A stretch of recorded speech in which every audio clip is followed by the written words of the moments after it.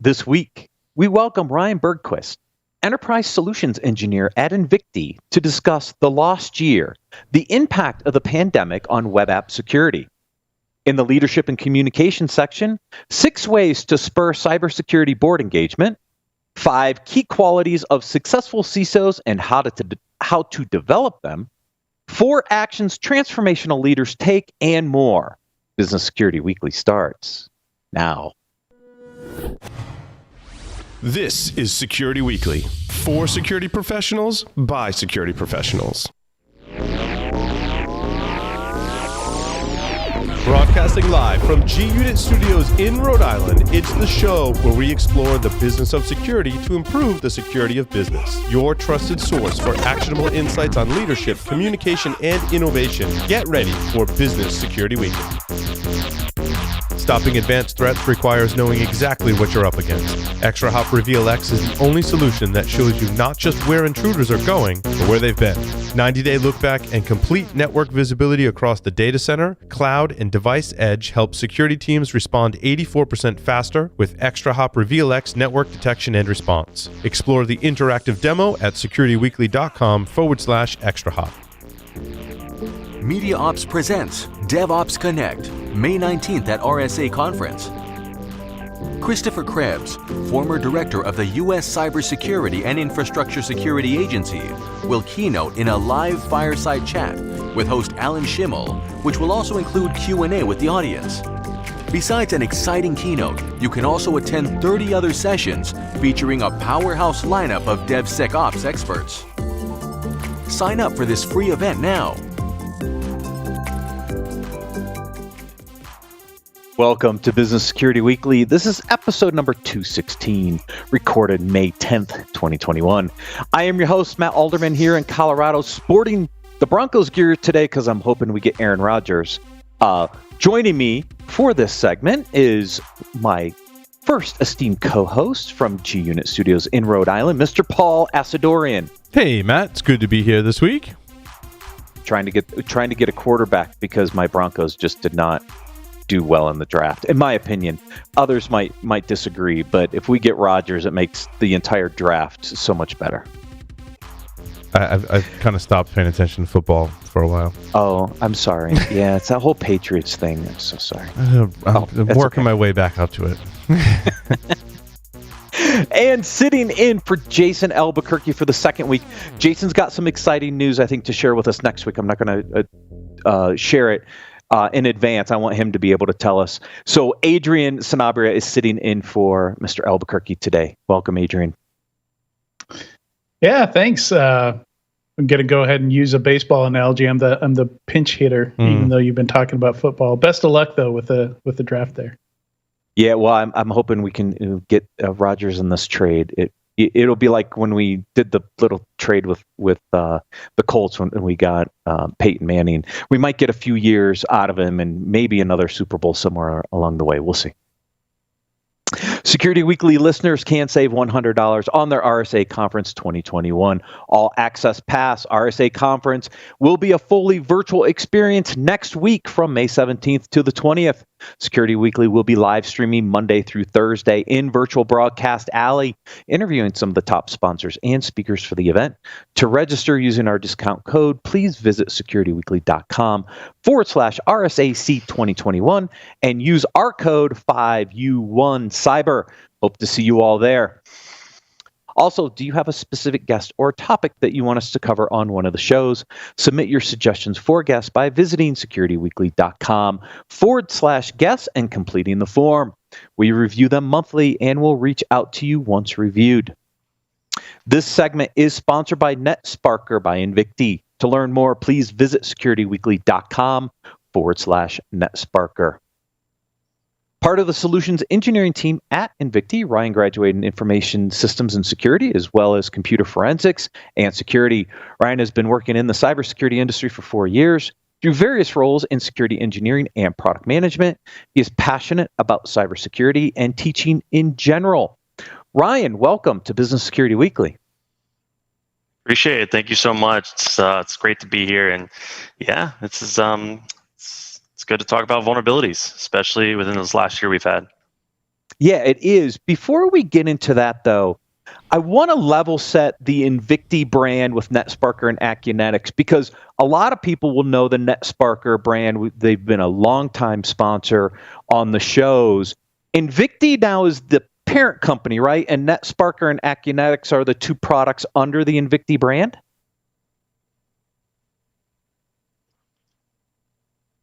You got it. So the combination of the two best web application DAS scanners on the market. So we have Acunetics and NetSparker. So we're taking all of our experience, our lessons we've learned, and the innovations, and we put them all under one roof.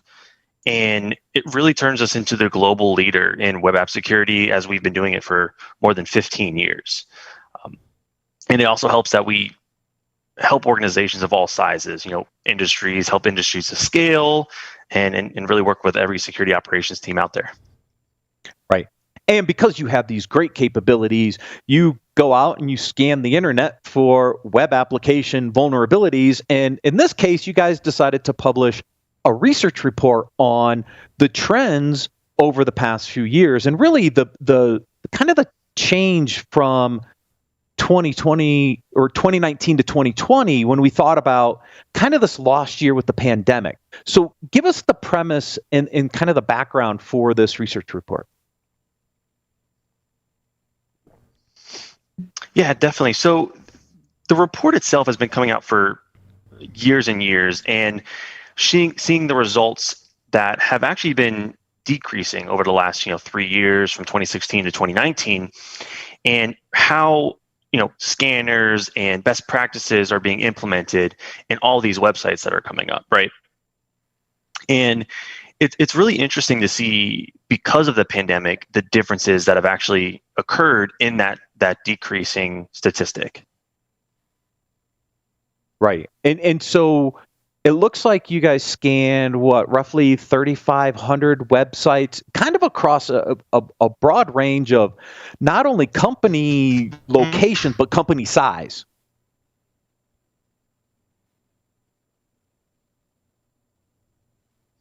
Exactly.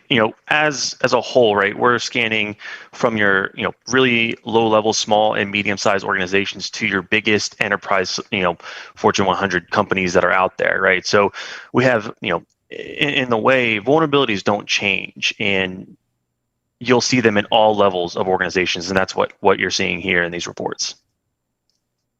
Right. Yeah, exactly right. So let's get into, I thought, here's some interesting things I pulled out of this, right?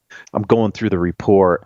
And what I thought was interesting is we actually saw an uptick last year in high severity vulnerabilities, right? Where the trend previous years has been slowly coming down. Like, as you kind of look at the scan results, we were seeing fewer critical vulnerabilities in these scans. But last year we saw a little tick up, and is that because we were so kind of focused on moving employees from on-premise to remote? Did we forget about something? Were there just more high severity vulnerabilities last year? I mean, why did we see this change in the trend? Definitely. I mean, it really is interesting to that point, because it does go, you'll see from 2016 to 2019, the decrease in about 5% each year over year. And then this year, that uptick. And as you mentioned, why is that uptick? And what we've noticed is that, the pandemic really changed the game for organizations. It really shows that the focus shifted away from web app security, and that was due to budget difficulties. You had a downsized workforce, you couldn't handle everything, and it really took the focus again away from web app security as a whole. So it's maybe hiring new people, and the best practices then from there has changed a little bit. Yeah, and if we're more worried about getting people just set up at home, or maybe not as busy scanning. The other thing I'm starting to as I dig into this report, I mean, remote code execution up 1%, WordPress vulnerabilities up 1%, JavaScript up 4%, or I think WordPress 2% vulnerability, JavaScript up 4%. I mean, these are common. Well, first, remote code execution is an interesting one because that creates a really interesting entry path into the organization. The other two are just some common libraries that we see a lot of usage of, and therefore more uptick in vulnerabilities there definitely are a little concerning.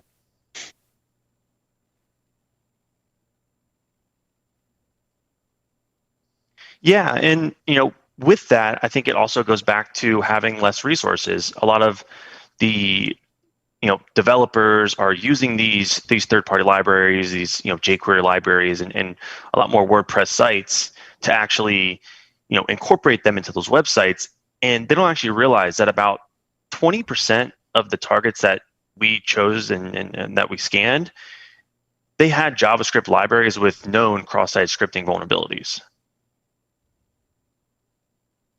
Right.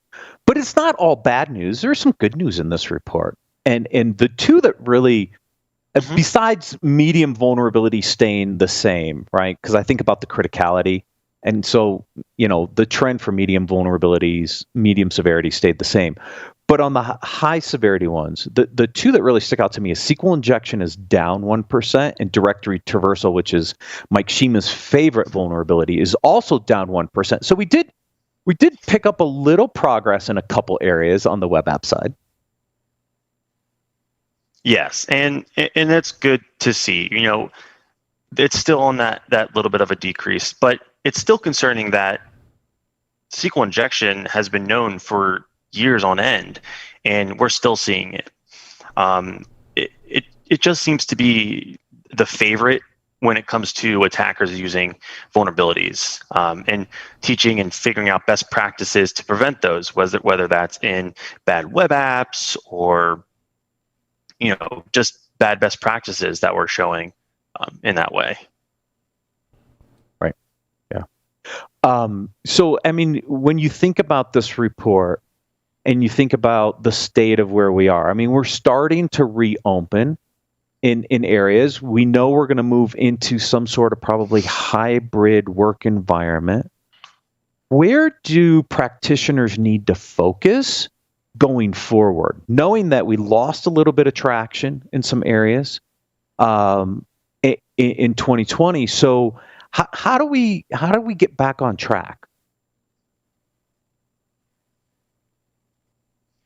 I think the best answer to that is going to be focusing on best practices, and best practices not just as for website building as a whole, but for vulnerability specific best practices. So learning your parameterized queries that you can implement, so that SQL injections for cross-site scripting, we didn't really see an uptick, but we've also noticed that content security policies aren't being implemented on websites.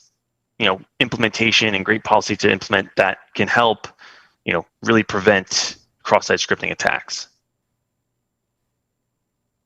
Right. Yeah, agreed. When we think about some of the kind of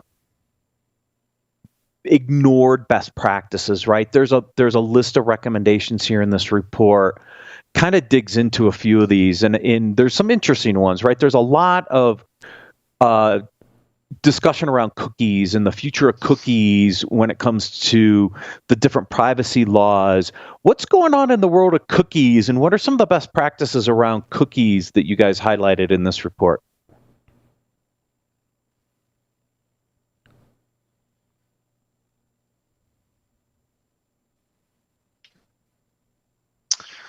So, I think, trying to find that exact, I think it really comes to play with the information, just looking at those best practices, right? Yeah, so things like setting the secure flag, or just setting the HTTP, making sure it doesn't have just the HTTP only flag, right? I mean, there's just some very interesting cookie recommendations in here. And like I said, as we look at the market and we see what's going on the privacy side, there's been a lot of conversations around cookies. And so then how does security around cookies play in. But I mean, we might see an elimination of cookies at some point in the future with some of these privacy regulations. I'm just curious, where are some of those gaps in the way we're setting these cookies up and testing for them? Yeah, it'll be really interesting to see in this next year where that goes, and seeing if those are implemented along with some of these other best practices like you had mentioned. Right. I was also looking at the distribution of web servers. It's an interesting mix, right? We think a lot about Apache or Nginx, but there's still a lot of IIS and other web servers out there in this report. Can you give us a breakdown? What's in that other category, that 22%, outside of Apache, Nginx, and IIS? What are those other web services out there? So there's, I'm trying to find that exact thing, but there's tons of outdated, I guess you could say, web servers that are being used that aren't normally tracked, I guess you could say. Got it. Yeah. So are they old versions of IIS or other older web services? What IBM had some older stuff out there at one time. I don't remember what it was called. So there are some legacy server web services. They're definitely. We're definitely seeing some ticking older, web servers that are now being attacked because, people are realizing that, they haven't been updated in the last year. It's interesting. We've seen in the past year, I think, attackers go after some of the web server vulnerabilities, and those come to light because I think people get really focused on web application security, forgetting that at some point along the chain, you need a web server to be able to access your web application, and that there are certain vulnerabilities in there, whether it's Nginx or Apache or really any web server, that not only there are vulnerabilities, but there's also misconfigurations. And I get kind of excited about those because they tend to kind of get swept under the rug a little bit, but they're important nonetheless. But I mean, they're oldies, but goodies. I mean, that's how back in the day, all the hacks were web defacements, right? Yeah. And typically those were done through vulnerabilities in the web servers themselves or misconfigurations, like you said. So it's kind of a blast from the past a little bit.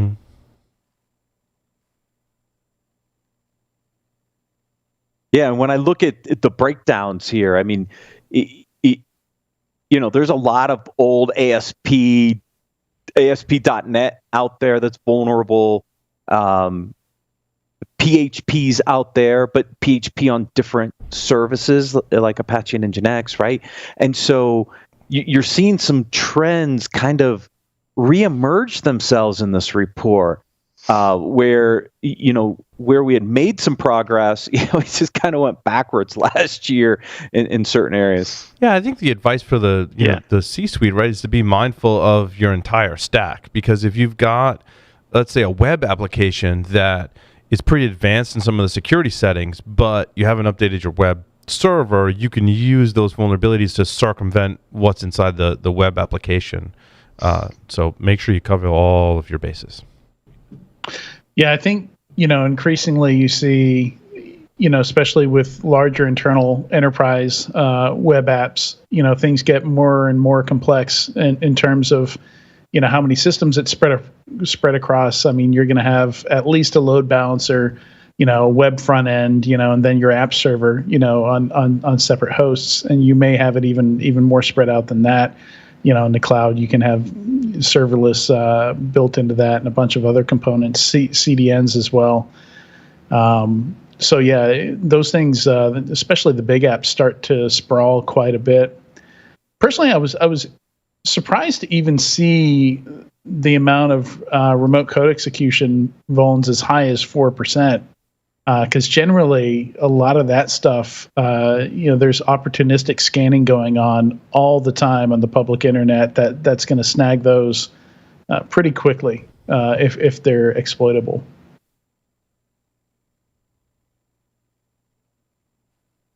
Ryan, is that due just to the lack of resources and the ability to stay on top of this last year? I mean, is that where you think most of that gap is right now?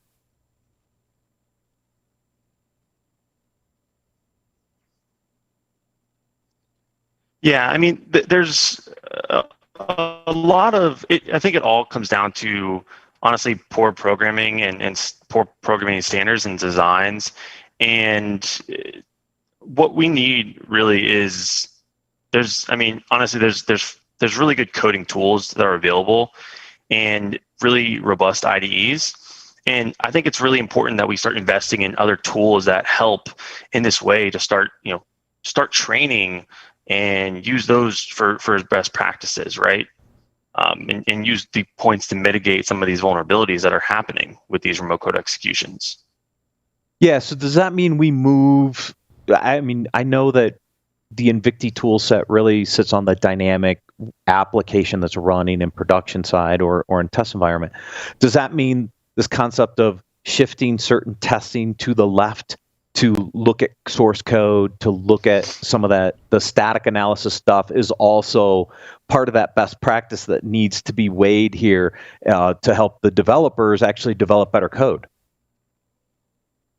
Exactly. And one other thing in that is IAST, which is really coming into a popular state right now, and something that an Invicti brand offers that scans with your DAS tool, right? So not only are you getting the best DAST and scanning from the outside in, but you have with IAST a sensor. So you have an inside man on that web server that can access the application, and it gives you more information. So for instance, if you have a PHP website and you have a SQL injection, it's going to show you the exact source file and line of source code where that SQL injection is. So it's giving first to understand what they did and how they developed it, and then how to fix it and prevent it in the future.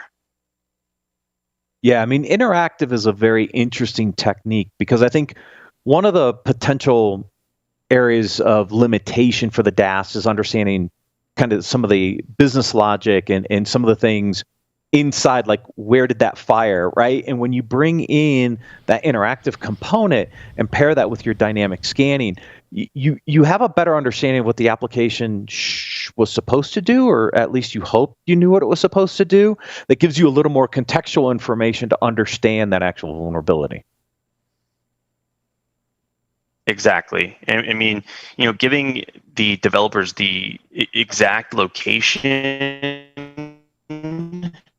of these vulnerabilities, and also able to confirm more vulnerabilities, right? So if there's PHP code evaluation vulnerabilities that are possibly on there based on normal DAS scans, that's something that with IAS you can actually confirm, and based on proof-based scanning and everything, that it really helps those vulnerabilities become remediated and go from there.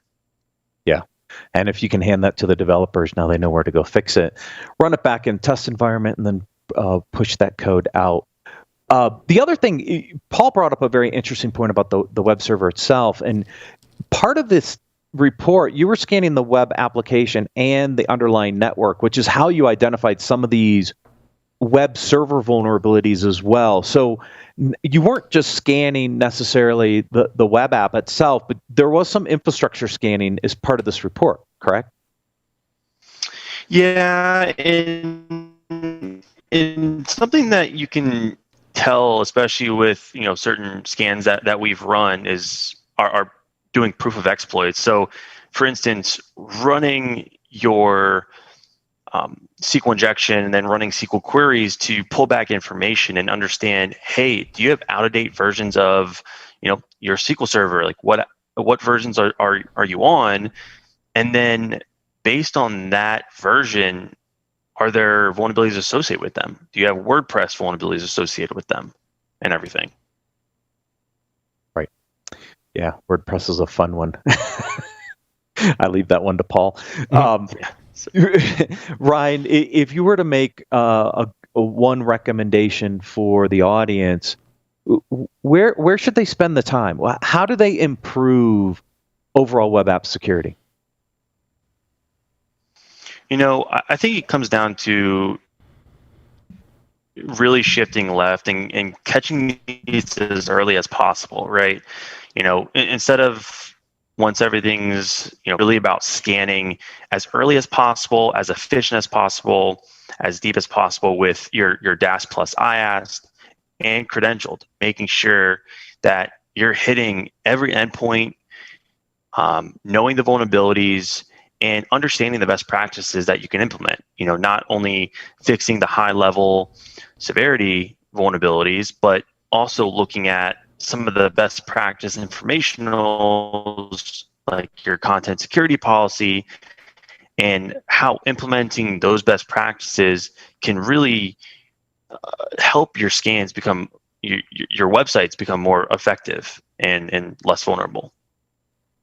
Right. We want less vulnerable or fewer, less vulnerable. I don't remember if it's fewer or less. My wife would correct me on that one. But we want to limit the amount of exposure to our web applications. That's for sure. Paul, Adrian, any additional questions for Ryan? And we really. Oh, sorry. Go ahead, Ryan. I was gonna say, we really wanted to keep seeing that downtick that we had, with your high level severities, keep seeing that 3% decrease, even more, and then with mediums, on average, it was seeing that 13, 14% decrease. We want to keep seeing that decrease over the years, and I think, like you had mentioned, just doing more scans and having those best practices implemented is going to really help that over the years. Yeah, absolutely. I just wanted to one quick check with Paul and or Adrian on any additional questions for Ryan while we have him.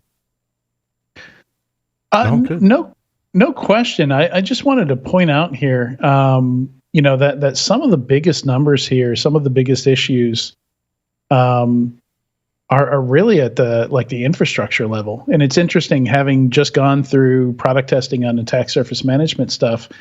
We see a lot of SSH vulnerabilities and FTP misconfigurations and stuff like that. So again, going back to the 90s almost on stuff that we should really have a good handle on at this point. But I think sometimes we get so focused at the code level, and absolutely we should be knocking out all the SQL injection stuff before it even goes to production. But we can't forget about the old basics and stuff like that. I mean, we still see breaches where somebody had anonymous on an FTP server and all the patient records were on that FTP server. And what was old is new again, right, Adrian? Yeah. I mean, that stuff is still there. I mean, do we really need to expose SSH to the public internet in 2021? There's ways to get into those servers without having to publish SSH. Exactly. Ryan, thank you so much for joining us on Business Security Weekly. Of course. Thanks, everyone, and keep your app safe. Have a good one. Yes. To learn more about Invicti, NetSparker, or Acunetics, or to download a copy of the report, please visit securityweekly.com/NetSparker. We're going to take a quick break and then cover the leadership and communications articles for this week.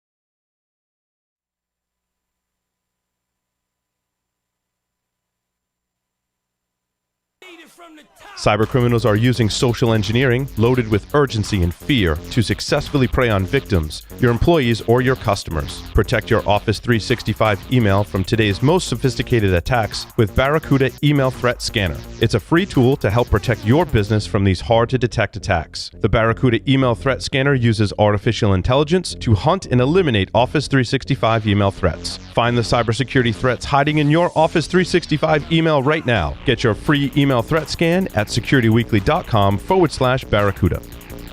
We're proud to announce CISO Stories, a new podcast series in partnership with Cybersecurity Collaborative and Cyber Reason. CISO Stories features the candid perspectives and experiences of frontline senior security executives and dives deep into timely security topics. CISO Stories is hosted by Todd Fitzgerald, VP of Cybersecurity Strategy at Cybersecurity Collaborative, and Sam Curry, Chief Product and Security Officer at Cyber Reason. Listen weekly as they speak with extraordinary CISOs by visiting securityweekly.com/CSP. Welcome back to Business Security Weekly. I am your host, Matt Alderman, joined by Paul Asadorian and Adrian Sanabria. Do you want to stay in the loop on all things Security Weekly? Visit securityweekly.com/subscribe to subscribe on your favorite podcast catcher or our YouTube channel. Sign up for our mailing list, join our Discord server, and follow us on our newest live streaming platform, Twitch. In our next technical training webcast on May 13th at 11 a.m. Eastern, see how attackers gain access to endpoints and learn how to use defensive strategies to protect against those attacks. In our May 27th webcast at 11 a.m. Eastern Time, we'll explore the latest attacks against DNS and the latest techniques that make it possible to discover and disrupt those attacks. Visit securityweekly.com/webcast to register now. If you missed any of our previously recorded webcasts or technical trainings, they are available for your viewing pleasure at securityweekly.com/on-demand. All right, on to the leadership and communications articles this week. Adrian, this is your second week in a row of going through my articles. This first article, I love this first article. The security industry is protecting the wrong thing. And the reason I say that is, Paul and I sound like a broken record some days, but I'm like, application user data. It's all about the data. And this article basically says, look, you guys are all trying to protect the network. And at the end of the day, it's about data security. Yeah, but you know what? I think part of it is because they're fixing the things that are more visible, more trackable. They have more metrics around and are just easier to check the box on. So they've got a vulnerability management program that's telling them that they've got boxes to check, and when they check those boxes, they feel good. They feel like they've gotten something done. It's tougher to do that with data. DLP tools still, are pretty tough to use and to tune, and it's hard to turn the output of that into something that you can easily check a box on. So I think part of the challenge there is, how do we turn this into a repeatable process, which kind of gets into your second article there, which is mostly about the importance of process improvement.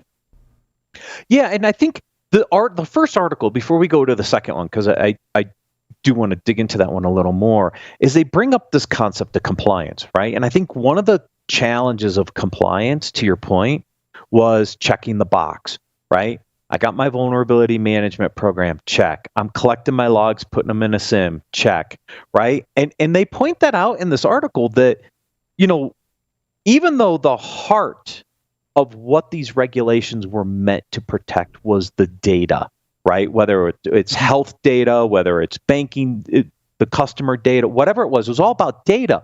But the way some of the regulations were written or not written, right? Because remember, Sarbanes-Oxley and Gramm-Leach-Bliley and HIPAA didn't get into specificity. So there was like, what should I do? And then things like PCI went to this 12 domain, check off all these hundreds of items and you'll be safe mentality, I think created an interesting challenge around the real premise of what those were meant to do, which was just protect the data.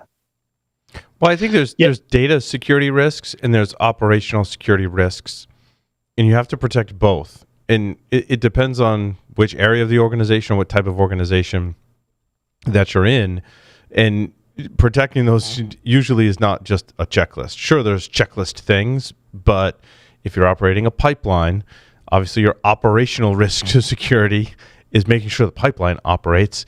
But you can put that overlay over an enterprise too and go like, what we do as a business, we have a website where people make transactions. That's super important. But also our customer and employee data is important as well, and we have to protect that.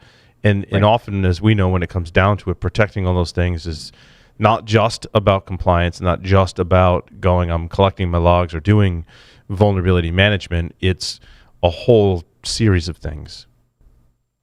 Just to make Jeff Mann's ears burn a little bit, if you look at PCI, there's over 300 requirements in there, and none of those requirements results in you knowing when PCI data is actively being stolen. There's no DLP in there. You can do a search through that document, and you won't find a single mention of detecting data loss at all.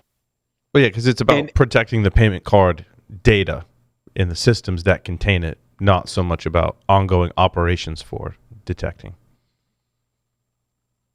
Right, protecting the data where it lives, but not actually detecting an attack. Well, there is intrusion detection stuff in there, but granted, it's probably very dated. Yeah. Sure, but if you look at all the different ways you can exfiltrate stuff, you look at how red teams exfiltrate stuff. They can use Gmail, they can use GitHub. I mean, ultimately, you do want to know, because you read the results of all these data breaches, and you're like, how did Sony Pictures not notice, all multiple terabytes of data leaving their network? Like, even if you're just looking at, like, forget DLP, if you're just looking at router logs, just like the number of packets leaving the network today versus yesterday, that should have stuck out like a sore thumb. I feel like that's where we're, not really doing a great job. And in general, it's hard to put controls around data, and it's hard to secure data without destroying your workflows, making data hard to work with, making it impossible to share with third parties, which are all things we have to do for the business to function. We know a few vendors out there that have done, I think, some real innovation in this space. But what I like about the article is really it's about the data. At the end of the day, that's what everybody's after. And if we keep that in focus, yes, network capabilities, endpoint capabilities, other things are important as part of that. But let's not lose sight that it's really about the data at the end of the day we're trying to protect. And sometimes I think we focus too much on the other things and lose sight of the data. Even with ransomware, which didn't start out focused on the data, it did in the sense that they were encrypting it, and you had to pay them for a key to decrypt it and get your data back.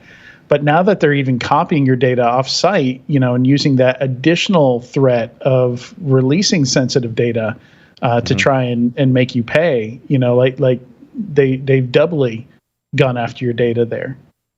Yeah, agreed. So cybersecurity is in denial. That's why you need the Lean Six Sigma approach.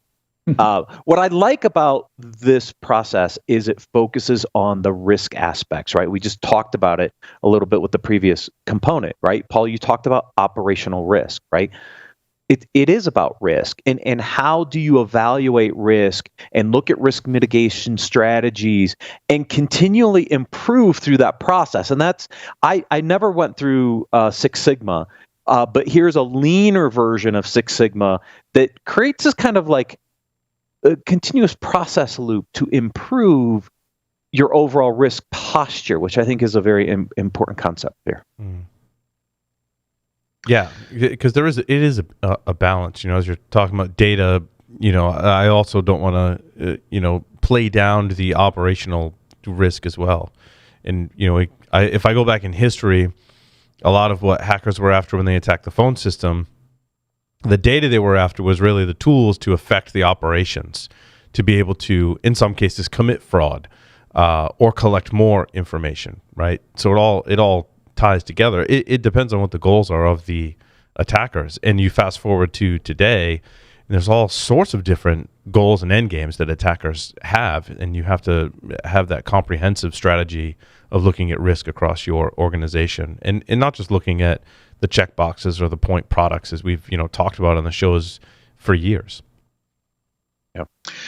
Yeah, and I don't know that you have to use Six Sigma here, but I do think it's important that you have some kind of cyclical process, that closes a loop around improving processes, tracking performance, having some way of measuring how you're doing, because a lot of security programs, you still struggle with metrics, still struggle with KPIs, with some way of,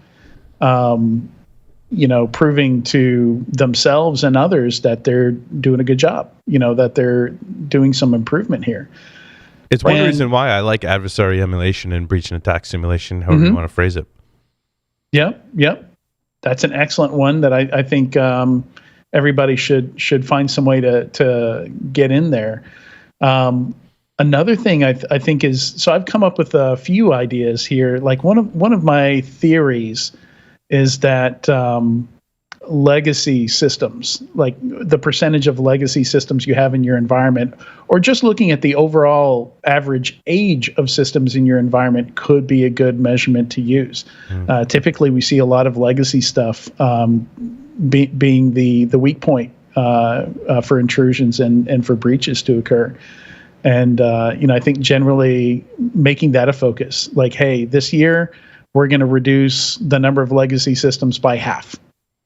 Set a goal and go after that goal. A whole segment just on that, Adrian. If you think about how you classify something as legacy, whether it's legacy hardware or software, in what type of software is it, right? Is it the software is it the operating system? Is it a service that's running on there, or is it the actual application? How do you discover what's legacy and what's not, then prioritize what's legacy based on the inherent vulnerability risk, but also the business risks associated with that? I mean, that's a whole segment in and of itself. Yeah, before you can even get to that point, you have to, you're right, have some way of tagging things as legacy in the first place. Or that what I just said assumes you already have an asset database with things tagged as legacy, which is not going to be the case. Right. So there's a lot of work to do there. And one thing I think is interesting, I as an analyst, industry analyst, I went to reInvent 4 years in a row, and it was very interesting to hear, the security folks, the AWS security folks, talk about their approach from year to year, because they would set goals. They would use these processes, and they seemed very effective. Where they tell you, this year we're looking to remove 80% of our access to customer systems, because they saw that as a threat. The more engineers they have, that have access to customer data or customer workloads, the more risk to the customers.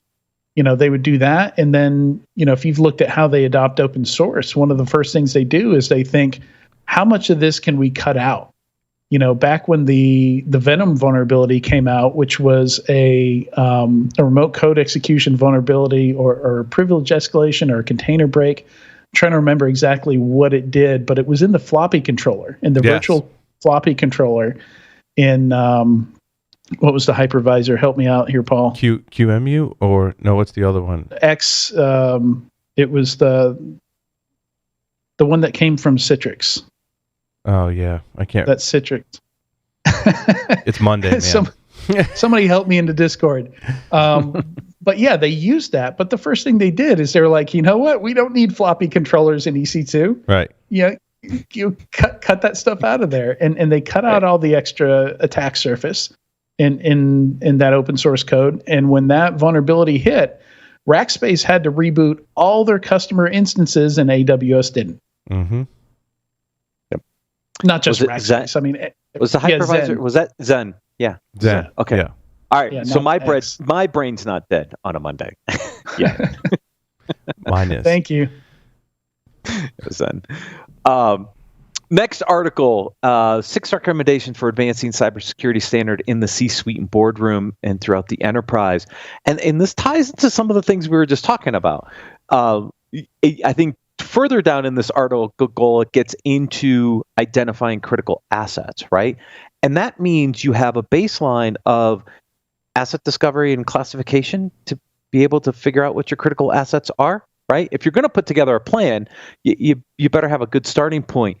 There's a number of things that this article talks about beforehand around educating the board and creating the CEO to CISO relationship, et cetera. But in order to formalize a cybersecurity program, you've got to understand where your critical assets are, and maybe some of those are legacy systems, and therefore my strategy has to look at how do I reduce this legacy footprint over time and maybe take away some of that attack surface. Yeah, and I like tying that into fostering a cybersecurity culture. I think in looking at the security posture of organizations for the better part of 20 years, one thing that I truly believe separates the ones that are going to be more resilient to security threats than the other are ones that really reduce their attack surface and really work hard to reduce their technical debt. I also think those two things, put my Jason Albuquerque hat on for a moment, represents like it should be part of the business. It should be good business decisions that drive these security decisions and vice versa. And I think that the business benefits from both of those things in efficiency in delivering the product or service you're delivering for your business. If I can reduce my attack surface, not only am I helping myself security-wise, but I'm helping myself in the way I deliver products and services, right? I'm simplifying troubleshooting. Financial benefits too. Exactly. There's a lot of benefit to that, to the business and security. Same thing with technical debt. It's the same thing. The longer you leave stuff out there, the bigger cost it's going to be to the business. Also, the sooner you can push in new technology and move out the old, the better you're going to be as a business in keeping ahead of your competition, delivering better service to your customers. Mm-hmm. And that's a great example of how you should be talking to the board about it is, hey, this isn't just a security concern. There's right. benefits far beyond just security here. Yeah, of course. And that's why that last one with the BISO role, the Business Information Security Officer, is that crossover between security and the business, right? Now, in some organizations, I think the CISO can do that themselves. But as an organization gets bigger and you think about some of the very large companies, having somebody that is kind of that business liaison with the security organization would be key to make sure that those financial benefits and the business benefits are actually articulated at the C-suite and the board as well. Yeah, and depending on the size, I think BISOs are a great idea. Even if you're not ready for BISOs, if there's security leads within, different parts of the business, it's a great idea to identify opportunities where you can have people kind of be evangelists and kind of wave that security flag a bit. Yeah.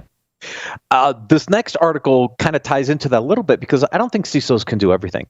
And so CyNet came out with the CISO challenge to test around 25 different scenarios. Not that the money side of this is not the important part for me. There's like, you can win up to $5,000. No, it's like if you're a CISO or you want to be a CISO, I think this is a great way to test some of your skills and understand kind of like where do you best fit? Because there are lots of different types of CISO roles. And I think helping kind of direct people into where their strengths are to figure out what's the best type of role for them, I think is very interesting. I saw the CISO challenge. I'm like, look, any aspiring CISO, or maybe you're an early CISO and you want to kind of like hone your skills, this may be a very good way to do it. You might win some money on the side on it. That wasn't the interesting part to me. I think the testing against these 25 different scenarios and the level setting your skill set was a very interesting way to think about it. I can't remember if we covered it here or in ESW, but there was a story a few weeks ago. I think it was somebody from Netscope was talking about how we don't have skills shortages necessarily. It's more we have hiring problems. So I think understanding how to identify the skill sets that are important for these different roles, is something where we still have some room to grow there and learn. Yeah, agreed. And when you look at this fifth article, it's about the skill sets for the new CISO. I mean, I mean, we've almost covered it all. Speak the language of the business, be a collaborator with the different business units, have a strategic focus. I mean, these are all reinforcing these kind of concepts we've already talked about. But what's nice about this article is it does, kind of get into some of the emotional aspects of this, as well as, just kind of the work ethic and the things you're going to have to do to be a successful CISO. These are very tough positions, and you have to mentally be ready, I think, to enter some of these roles. Even if you have the skill set, the pressure that's going to come on you in this role, I think, is immense. And you've got to be mentally prepared to also go after this if that's what you want to do in your career. Yeah, because I think with, great responsibility that the CISO has, you have a lack of a lot of control, and you have to enable the business and the various teams and people within the business to work towards a goal of being a more secure and resilient company. It's, I think, very different from if you're leading a development team. You have a little more control over, I got to get the product out. It has to be fast, it has to be usable, and it has to achieve all of the requirements that are set forth. And you have control over more of that. When you put in the CISO role, you got to make sure people are coding securely, that IT is doing things securely, and you don't necessarily have the control across the entire organization to do that. And even if you did, you wouldn't have the time or a large enough staff to, unless you had a 1-to-1 ratio of every employee, had a security person looking over the shoulder going, no, wait, no, don't click that. No, don't write that code that way, right? Mm-hmm. I think that's one of the more challenging things about the CISO role. Well, that and, communication and relationships are just so important with it. Yep. If you hate the CIO and the CIO hates you, you're not going to get nearly as much done as if you had a good relationship. Yep. So empathy is important, understanding. I think one of the things that I started doing in the IT world before I even got into security is every time I'd hire somebody, I would have them shadow other people in the organization for the first week before they get sucked into, 30, regularly scheduled meetings every week. And they, I figured they just never have the time to do that again, other than when they first started. Yeah.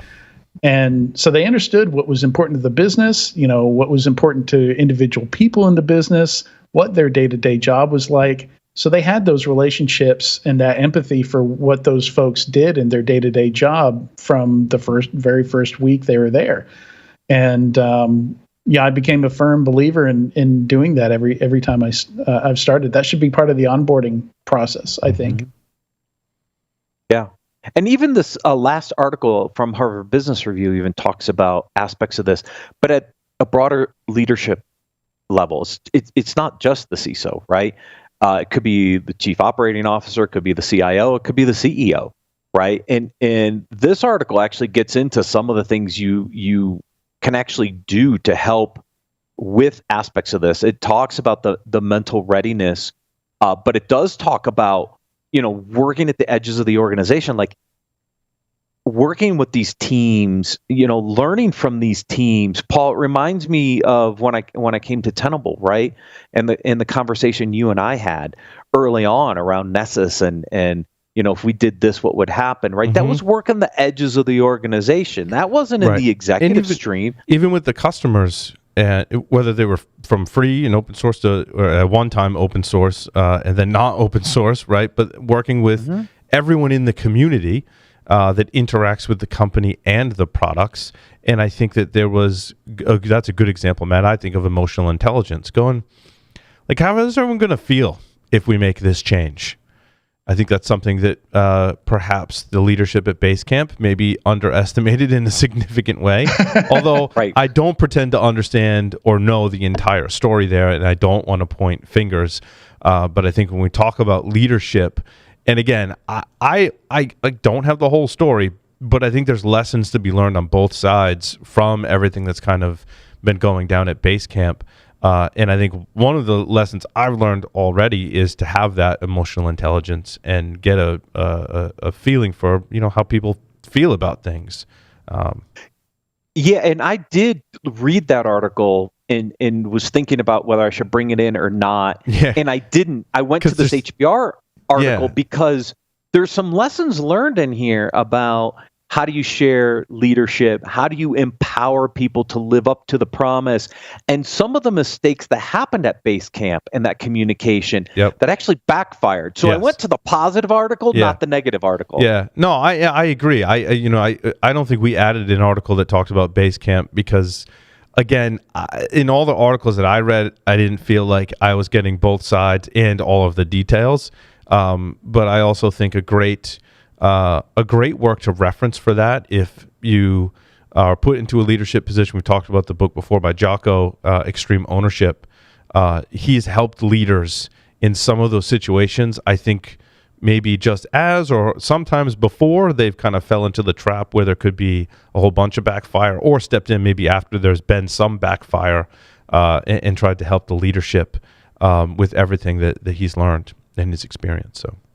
Yeah, and when you think of the empowerment piece, right? And this was a part of kind of the base camp culture and kind of the individual employees to do things in that organization, and then the leadership coming over the top to kind of squash aspects of that, which was kind of built into the culture, is why I brought this article in, because it's a good learning mechanism, I think, to say, wait, if I want to empower my employees around a certain culture, then I better be careful if I try to squash that later, because this is the potential impact of what happens to an organization. What was it? Something like a third of the employees resigned it? Right. But we've seen companies make changes to their products in the same way and alienate their customers. I think in a very similar way that Basecamp alienated their employees. I won't name names, but certainly there's a wireless speaker manufacturer that made a decision to not support legacy products and alienated a lot of their loyal customers as well. So, and Basecamp has always been, that company that's not afraid to break a few eggs with their approach. But traditionally, it's been more with product development. Yeah, where I remember reading really early on, they're basically saying, a lot of software companies where they go wrong is they try and make all their customers happy, and they end up building all this bloat for a single large customer or something like that. But you can't take everything away either. I mean, unless you're Apple, right? I mean, Apple, I think, is the exception to that. Be like, you know what? There's no more ports. There's no ports, none. The next one will come out. There'll be no ports. People will complain, but then everyone will buy it. And I think maybe you can apply that to employees, but I think what's interesting here is maybe how they are marketing themselves as a company, culture-wise. Was different from what they actually wanted, and this revealed that. Yeah. Basically they came out and said, okay, we're going to be really honest about how we want to run this company here. And there are a bunch of people at Basecamp. I think it'd be interesting to see that third that left, like what the average tenure of those employees were. Like if they were newer employees that came on in the last 2 or 3 years, or if it was like a mix of people who've been there a decade or more. I think that would be very telling if we had some stats on how long those employees that left had been there. We have spotty stuff. I mean, we know some of the people have been pretty outspoken about how long they had been there and their decision to leave. Not a lot of, again, in a tweet. So, you're not getting the full story about what happened in their 6-year tenure, at Basecamp. Right. Yeah. But the lesson here is transformational leadership is tough, both organizationally, but also potentially from a product perspective. Yes. And you've got to really understand and make the right decisions. Otherwise, it could really blow up. Yep. And one of the things I like about this article and the Six Sigma one here is I feel like security folks, and not that I'm saying don't listen to our podcast, but I think you need to spend some time outside the security bubble. Like, there's stuff we could learn from how Ben and Jerry's operates. There are all kinds of great lessons I think outside security. And other types of businesses and other types of roles. that have encountered and solved some of the same problems that we're solving. yeah. I think we forget we're young and we're kind of unique and special, but not so unique and special that we can't learn old tricks. And I think the Phoenix Project is a shining example, learning from manufacturing. And I also think that Good to Great, Jim Collins, Good to Great, gives a lot of examples from companies outside of cybersecurity. They're like, this is how they transformed. This is what made them a great company versus a good company. And it was all lessons outside of security. So absolutely, we have to pay attention. I've often said that the DevOps movement has probably done more good for security than maybe the entire vendor space. I don't know. Could be. And it's going, and they were going more after resiliency and performance, and we just happen to benefit from it. Yep. So almost accidentally.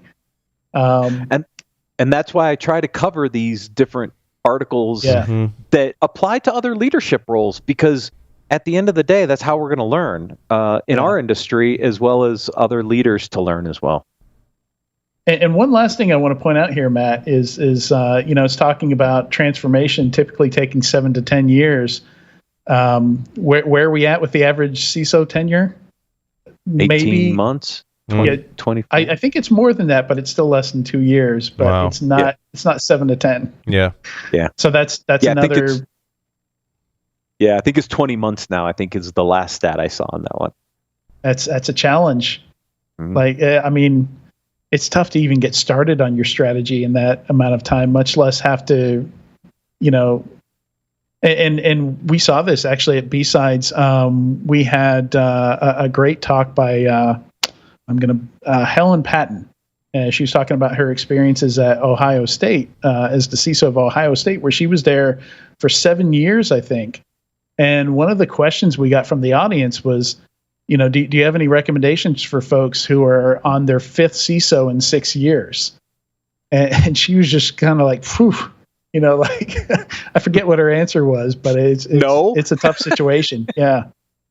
I think her answer was like there's got to be some security culture that survives those changes that exist between them. But that's got to be tough. It's tough, very tough. Adrian, thanks for filling in for Jason today. Paul, always a pleasure. Thank you, everyone, for joining us today. Next week is RSA Conference, so we're going to see you next Tuesday night on Business Security Weekly.